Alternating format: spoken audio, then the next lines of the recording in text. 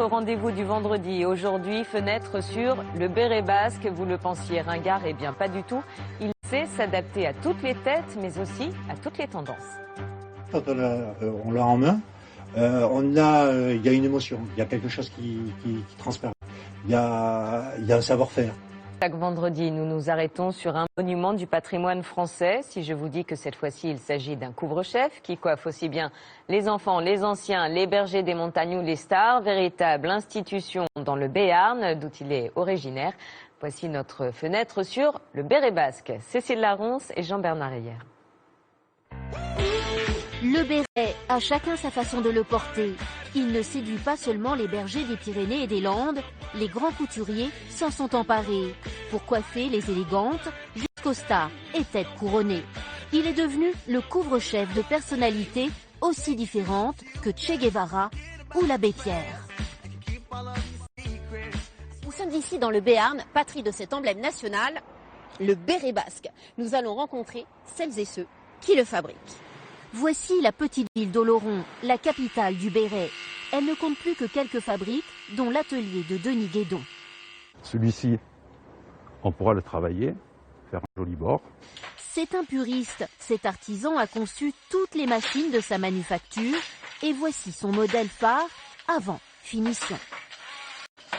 C'est un béret tricoté, première étape de fabrication. Donc ça a déjà la forme, c'est déjà rond. Il y a une queue au milieu. Un trou pour passer la tête. Et celui-ci, c'est un modèle de petit béret. Puis vient l'opération de feutrage, très importante. Elle dure entre 5 et 8 heures. Selon que vous aurez un feutre plus ou moins dense, vous aurez des qualités d'imperméabilité, de souplesse, de douceur, qui seront différentes.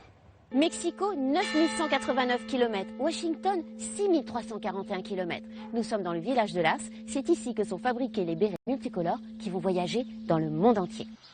La fabrication du béret n'en finit pas de renaître dans le Béarn, comme dans cette autre petite entreprise où moins d'une dizaine de salariés parient sur des modèles multicolores.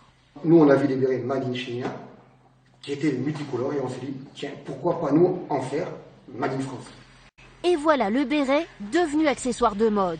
Les Chinois, les Coréens, les Japonais en raffolent, mais aussi les supporters de rugby. Maintenant, on est parti pour la future Coupe du Monde de rugby de septembre, qui est en France, avec le béret tricolore brodé, ou non, et d'autres dérives toujours pareilles pour nos supporters de l'équipe de France.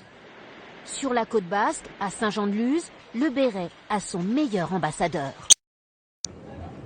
Va le porter comme une casquette, hein. Dans la famille Montano, on est chapelier de génération en génération et le béret est la spécialité de la maison. Le Béarnais, lui, c'est comme ceci. C'est-à-dire que vous avez... Voilà. Et le Landais, lui, il le porte toujours sur un côté, à l'arrière. Quand on l'a touché, quand on l'a en main, il y a une émotion, il y a quelque chose qui transparaît. Il y a un savoir-faire. Oh, c'est trop mignon. On dirait une vraie basque. Le béret a un bel avenir. Les plus jeunes aiment le porter. Loin du cliché, cette tradition n'a pas pris une ride.